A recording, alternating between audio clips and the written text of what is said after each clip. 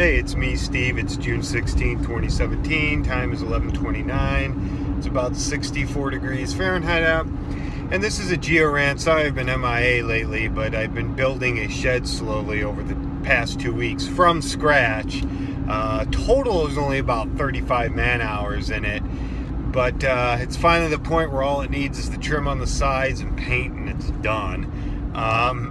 Had a few days of rain holding it up. But anyway, today's Geo-Rant is about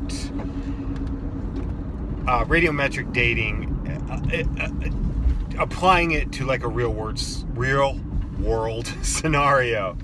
Okay, I made this hypothetical outcrop here. I labeled the rock types, as you can see on here. Now this is just a hypothetical outcrop. Doesn't matter what size it is. I mean, you know, it's just hypothetical, you know, showing different rock types. And say this is a virgin area, no one's ever really gone in there. All you know is all these rocks are Precambrian based on regional stratigraphy. So you decide to pull a bunch of zircons from that. So you have, what you can tell just by looking at it is that the granite is the oldest. You have 3 intrusions cross-cutting it. And this intrusion cross-cuts even this quartzite. And what you have here is a deformed part of the granite. It's showing myelinitic texture. So it means it was deformed at one point, but this part is not. The main part, the light pink part of the granite, has not been deformed. Well, say you just pull zircons from everything except for this baked zone around this granodiorite, you don't want to ever do that. That just shows you that as that granodiorite intruded, it was hot and it baked the granite. So the granite was already well in place. It's not, you know, although it's a similar rock type, it's not from the same event, you know, magmatic event. That's all it's going to tell you, but it doesn't tell you about any of the actual ages. So you decide to pull a bunch of zircon dates, and this is all millions of years. Okay, zircons are a mineral with zircon, and you know, I put it up here. Zircons are used because they're very stable, and uranium will often substitute for some of the zircon, but not lead. Okay, it's very lead resistant. They're very resistant minerals, and almost every rock will have some.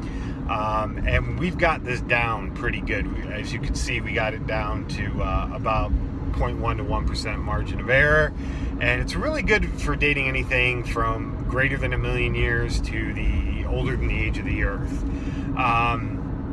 But you, when you pull zircons, there's some things you got to remember. Remember, I talked about that deformed part of the granite, the myelinitic texture part.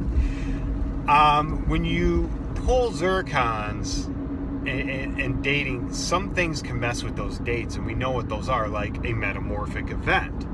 Okay, and as you saw, one of those things I had on there was a quartzite. Now, that's the parent rock of quartzite. This one you can tell is sedimentary. It was a sandstone because it's got crossbeds in it. The problem with those dates is you can't, when you're doing sedimentary or metasedimentary rocks, you cannot be older than your youngest zircon. Okay, so you can't get an exact age. The best thing to get an exact age on when it comes to radiometric dating in rocks is undeformed igneous rocks. Okay, when you do metamorphic rocks, you might get the age of the metamorphic event. There might be several. Okay, but here I'm just gonna show you. Say you pull all your zircons. I just put X's. These aren't one sample. These would be clusters of samples. I just put the blue circle with the X for simplicity purposes. And as you can see, the quartzite yields some different dates. I put the oldest zircon on top, the youngest on the bottom, and the asterisks on both of these are the cluster. That's where the zircons cluster around that age. And as you can see, you know, you get pretty consistent ages, but the thing with that is quartzite is metamorphic technically. There could have been some resetting event. So all you can really tell from the quartzite is that it's, I actually put it here. I'll show you the order of events down at the bottom. I'll get into that in a minute. But then here's your other dates. You get these from here, this from here, these from here, plus or minus. Like I said, these are all millions of years. Okay, now look at that chart for a second. And then you got the different rock types again. Okay, so what does that tell us about the geochronology of this outcrop? Well, it tells us that the granite is the oldest. You got the exact same numbers for both sides of the dike. So it's the granite's the oldest unit, to include that mylonitic texture part, but that was reset due to metamorphism.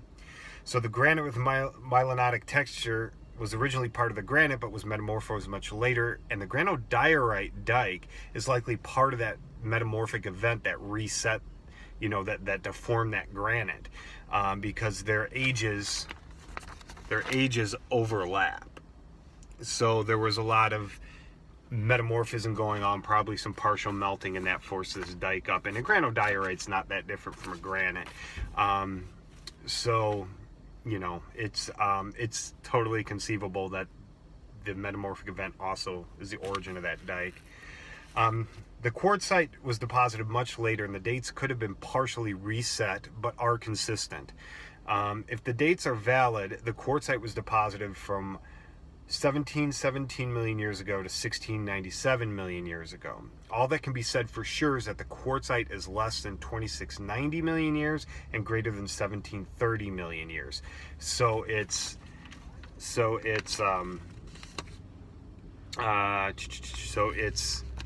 definitely younger than this, but older than this, because this cross cuts it.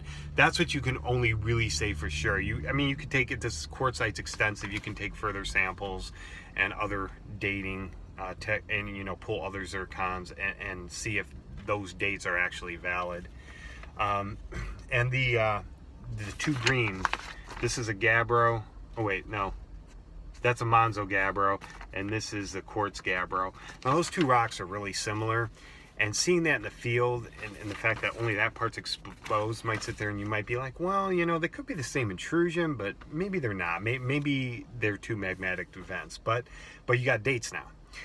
The Monzo gabbro and quartz gabbro yielded two different dates, but are within the margin of error of one another. You can see that there and there. Okay.